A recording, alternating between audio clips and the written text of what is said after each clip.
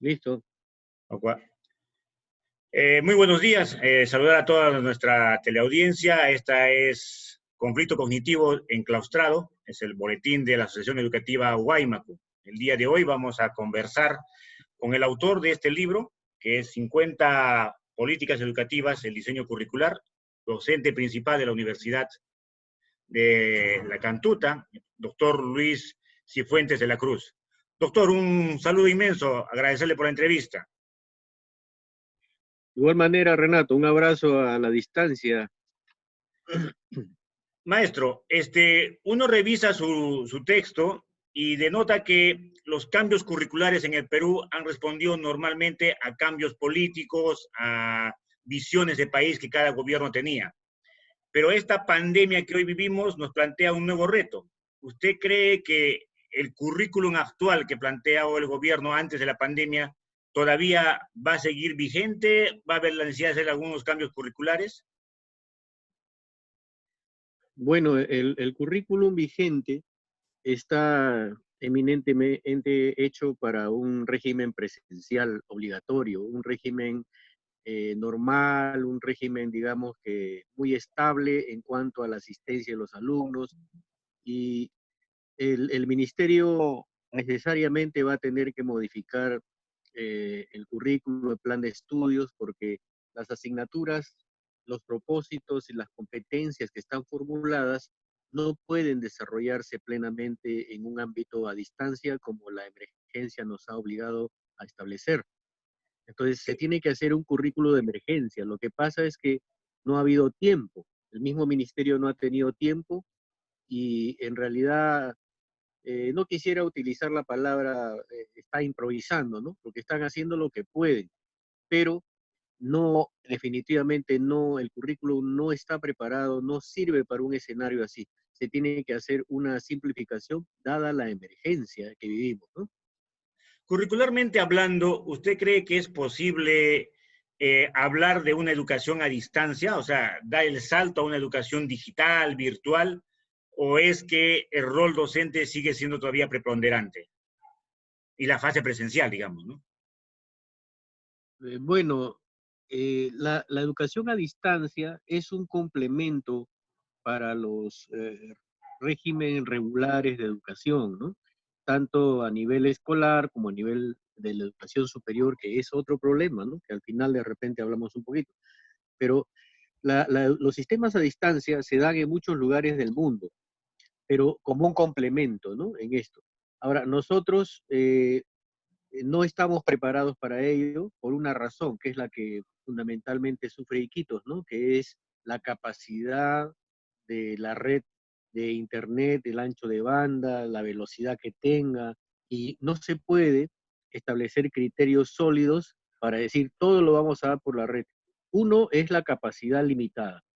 Dos es que no todos tienen acceso tampoco a una red por más lenta que fuera, ¿no? Hay lugares del Perú en las mismas serranías de Lima o en lugares como Huancavelica y Acucho, donde los niños no conocen internet, solamente pueden hacer uso de la radio, como el ministerio ha hecho un mapeo, ¿no? A través de los docentes, llamar a cada casa, a cada alumno, a ver con qué cuentas, con televisor, radio, internet, un smartphone, para llegar de alguna manera a ellos. O sea, no está preparado, nuestros sistemas no están preparados para el desarrollo de un sistema a distancia, dada la modernidad de la tecnología que hoy día se emplea, ¿no?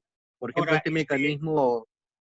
esta modernidad Sí. depende, supongo yo, de decisiones políticas, ¿no? Porque uno lee su texto y se encuentra que en la década de Velasco, por ejemplo, ya había un Instituto Nacional de Teleeducación que fue desmontado posteriormente por Fujimori.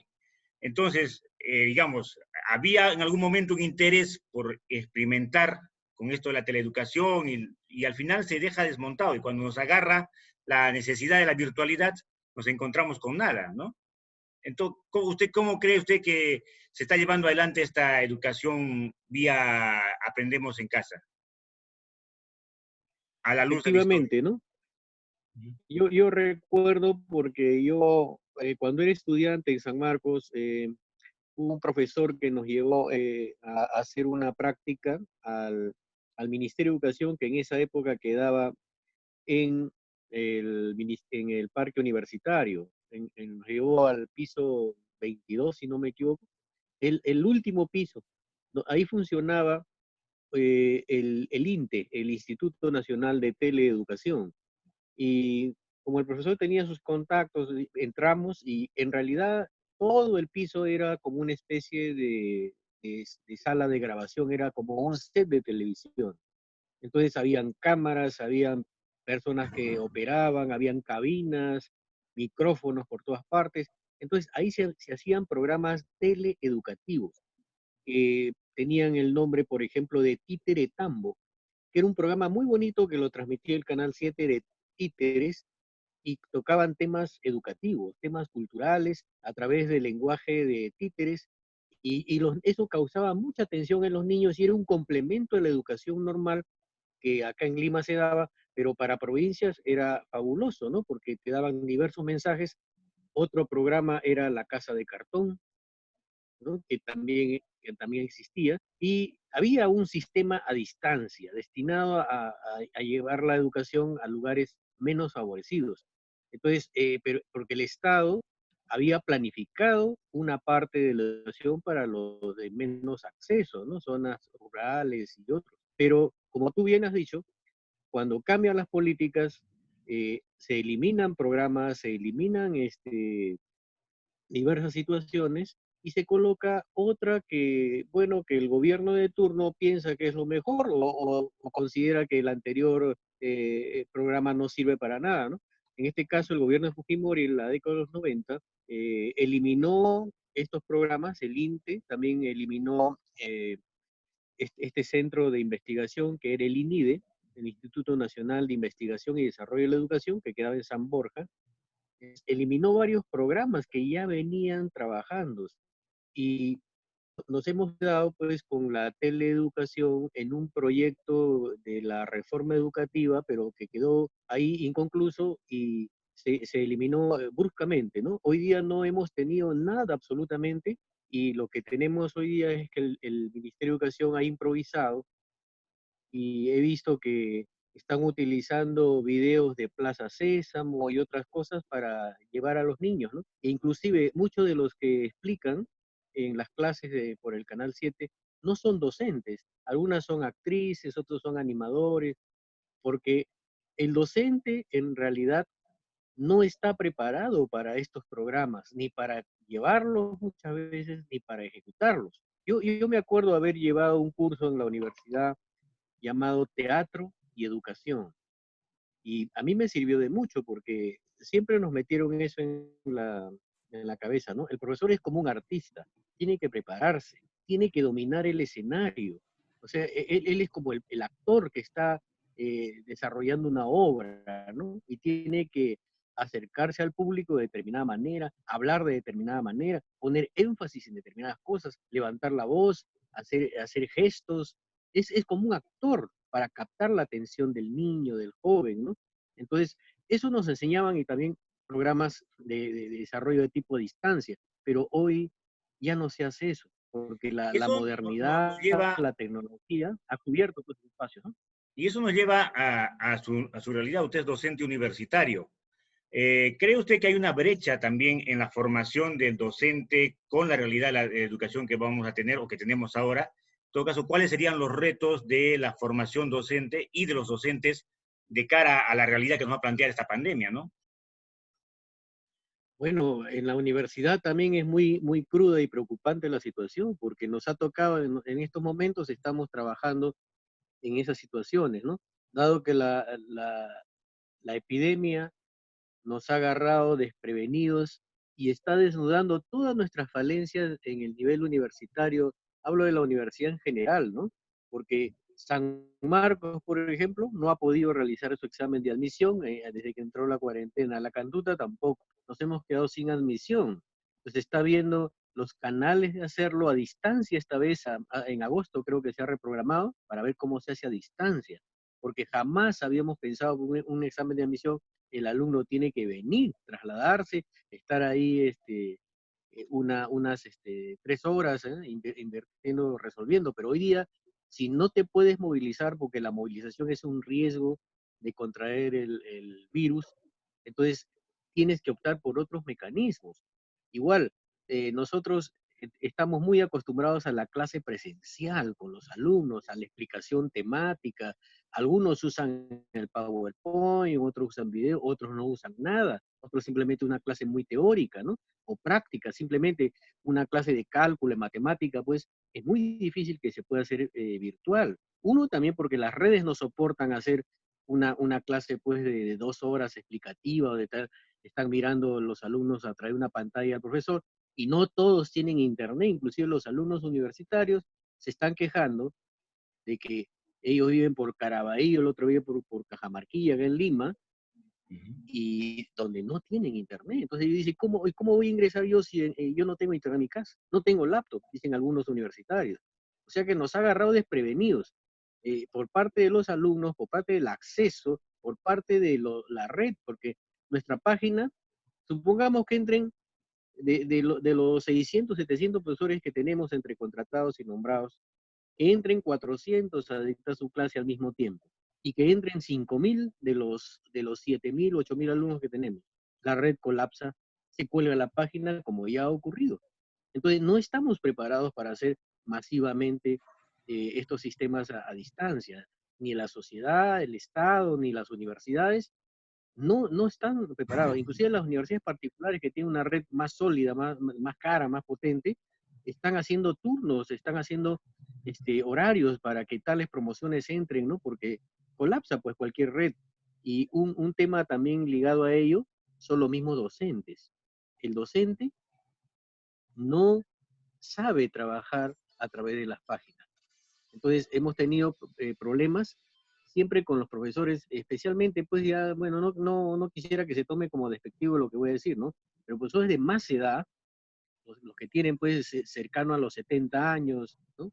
No son muy asiduos de entrar a las redes de internet, a las justas pueden tener un correo, otros ni lo usan, entonces, no, ¿cómo va a desarrollar una clase a distancia un profesor que no conoce el Internet, que no conoce las herramientas digitales, no sabe convertir un documento en otro o no sabe cómo subir un video para sus alumnos?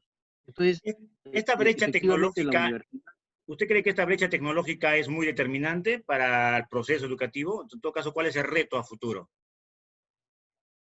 yo creo que nos ha tocado la puerta la misma necesidad, dado que eh, hoy día los sílabos, por ejemplo, o los sistemas de educación o los programas curriculares, lo que fuera, deben contener obligatoriamente una cantidad de temas de tipo presencial y otro porcentaje de virtualización de determinados contenidos. Pues no podemos estar de espaldas a la modernidad, necesitamos programar cursos o temáticas también virtuales, digitales, a través de distancia. Entonces no podemos estar simplemente ya con el lenguaje de la palabra, hacer una clase en pleno siglo XXI, porque diversas universidades y sistemas educativos del mundo también trabajan con las redes y nosotros hemos puesto nuestra única expectativa de desarrollo y esperanza en la educación en la parte presencial.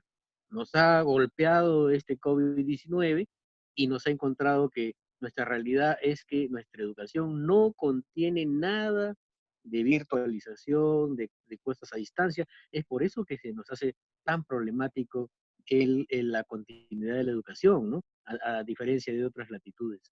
Finalmente, maestro, el día después de mañana, el día que retornemos, ¿qué cree usted que se puede hacer para salvar el año académico curricularmente? ¿Qué va a corresponder a los maestros para poder salvar este año académico que probablemente empiece en junio, tal vez en julio? Y una pregunta ya de refilón. Usted es historiador, además de especialista en currículum. ¿El Perú ha tenido alguna experiencia de este tipo de pandemias anteriormente? ¿Cómo ha sido la respuesta? ¿Cuáles fueron las consecuencias de estos procesos históricos? ¿No? No sé si abusar en esas dos preguntas un poco para ir acabando antes que se nos caiga la red acá. Ah, sí, sí. Bueno, eh, el retorno a la normalidad es muy relativo. Yo sigo muy atentamente las opiniones de los expertos, los epidemiólogos, y definitivamente hasta que no haya una vacuna, que nos han manifestado entre 12 a 18 meses, nuestra vida no va a ser la misma. Definitivamente no pueden haber concentraciones de gran masa y gran número de personas. Y las aulas de clase justamente son concentraciones donde los niños están hombro a hombro ahí juntos y el metro y medio no se va a cumplir. Tendrías que citar a la mitad del salón nomás para que venga a escuchar clase, ¿no? Porque no se puede, tiene que haber un distanciamiento social mientras dure el virus y no haya vacunas. No puede haber reuniones masivas, concentraciones, campeonatos de fútbol, de deporte, no puede haber fiestas, discotecas, no puede haber ninguna concentración mientras no haya una protección para cada persona que evite el contagio. Y supongamos que de acá a un año sale la vacuna. Nuestro país no va a ser el primero en vacunarse, no vamos a vacunar 32 millones de personas ahí mismo y ya hacemos toda nuestra vida normal.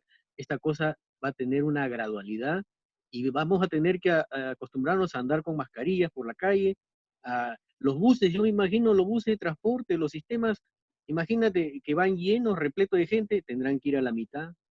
Entonces, eso cambia la vida, porque eso significa que algunos no tendrán que ir a trabajar, tendrán que hacer el teletrabajo, porque no todos pueden desplazarse con la normalidad que estamos acostumbrados. Porque si a partir del día 27 de abril, creo que Ajá, ya 27. supuestamente se termina la cuarentena, empezamos a desplazarnos todos al mismo tiempo, o sea, la curva no va a descender, al contrario, se va a disparar, nos vamos a hacer una recaída tremenda. Entonces, no, las clases y todos los sistemas como los conocemos, no vamos a poder entrar a la normalidad por mucho tiempo. Eh, y tenemos que acostumbrarnos a otros sistemas de enseñanza y de trabajo, ¿no? Ahora, en lo segundo que tú dices, efectivamente, a través de la historia han habido diversos momentos de epidemias, algunos a nivel mundial, otros a nivel de nuestro país. Lo más cercano a lo que tenemos a nivel del mundo es la peste negra, ¿no? Donde murieron 30 millones de personas en Europa. Y después de eso vienen los españoles acá al Perú. Justamente yo estaba terminando un nuevo libro que a mí la cuarentena me ha caído muy bien porque he tenido todo el tiempo del mundo para culminar mi libro que estaba inconcluso. Y justamente un capítulo le he dedicado a esto, a las epidemias y enfermedades, ¿no? Libro De que la trata historia, sobre Lima. es historia de Lima, porque yo he escrito un libro anterior que publicó el Concitec sobre historia de Lima del siglo XVII al XIX, ahora estoy escribiendo del siglo XVII hacia atrás, o sea, de que llegan los españoles, rompen con el orden establecido por el mundo andino, por el mundo indígena en Lima y en otros lugares, y nos imponen una nueva administración, un nuevo modelo. Entonces, donde el indio se vio relegado, el indio antes era, bueno, trabajador, tenía la propiedad sobre la tierra a través de los curacas o caciques, ¿no? La administraban. Hoy día el español es el dueño, el español es el terrateniente, ¿no? Que más adelante son los hacendados, ¿no? Entonces, el indio se quedó sin propiedad, se quedó sin tierra, sin alimentos, hoy día era tributario, tenía que pagar dinero a la corona española, tenía que trabajar para pagar un impuesto y él no sabía por qué. Y el asunto es que si no pagaba, lo maltrataban, lo amenazaban con su familia, lo torturaban o le quitaban lo poco que tenía, ¿no? Entonces, cuando Históricamente, llegan los españoles, ujú, ¿hmm? no digo, históricamente se Sí, sí, podría decir que la primera agresión que sufre Latinoamérica es sanitaria, es el sarampión, la viruela. claro, claro, es justamente son tres, ¿no? La viruela, sarampión y la influenza o la gripe que llamamos, ¿no? Porque cuando llega, 10 años antes que llegue Pizarro a Tumbes, ya habían llegado los españoles, pues a México muchos años antes, ¿no? Y los indios, como había una conexión con el Perú, habían indios que viajaban hacia el norte y viceversa, ¿no? Entonces, en la zona de Tumbes y Cajamarca, ocurrió 10 años antes de la presencia española en el Perú, una epidemia de la viruela. Y le costó pues la vida al Inca, al padre de Huáscar y Atahualpa, En a Huayna Huayna ¿no? Cápac. Sí, le costó la vida.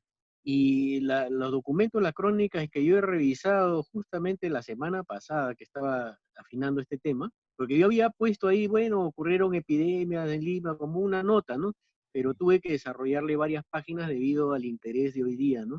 Entonces, cuenta estas crónicas y relatos que hay que el Inca tuvo que esconderse en una cueva a sufrir su mal, a lamentarse, a llorar, no quería que nadie se le acerque, que nadie lo vea, porque le habían salido una cantidad de pústulas. Pústulas son heridas con pus, ¿no? Y granos en toda la cara y una deformidad tremenda que lo llevó a la muerte, y unas fiebres altísimas, ¿no?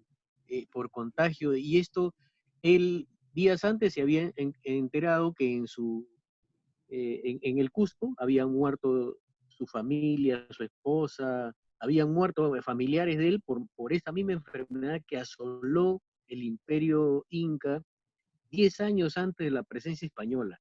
Y esta enfermedad, al parecer, vino también de Europa, pero vino a México, y de México se propagó lentamente a través del contacto, de persona a persona a los indios que viajaban acá al Perú. Entonces, ha habido epidemia antes de la presencia española, y cuando vinieron los españoles, la influenza, esta gripe mortal que se había hecho ya un mal endémico en Europa, o sea, la gente ya estaba pues con anticuerpos, ya era un mal que a la gente le daba como un catarro, ¿no? Al español, pero al indio, que era como un niño sin vacunar, le daba como una neumonía y morían ahogándose su propia flema, ¿no? Como cuentan las crónicas. Entonces, el contacto con el español trajo otra epidemia más que fue la sarna, que el español también la tenía como endémica, ¿no? O sea, ya estaba acostumbrado a este mal, y el español, y lo que yo he leído de las crónicas de Hernando de Santillán, dice que los españoles gustaban de recostarse a las orillas de los ríos o orillas del mar para asearse, lavarse de vez en cuando, pues se bañaban una vez cada 15 días, una vez al mes, y sacaban su daga y se frotaban el cuerpo con la daga, todo el cuerpo con este cuchillo. Tú dirás, ¿por qué? Porque en esa época no tenían jabón.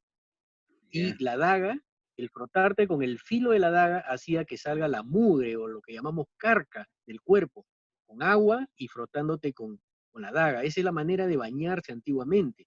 Entonces los españoles le dedicaban 2 o 3 horas a esa labor, ah, y tenían pues en la piel tenían erupciones, escozor, entonces con la daga aliviaban, se rascaba prácticamente.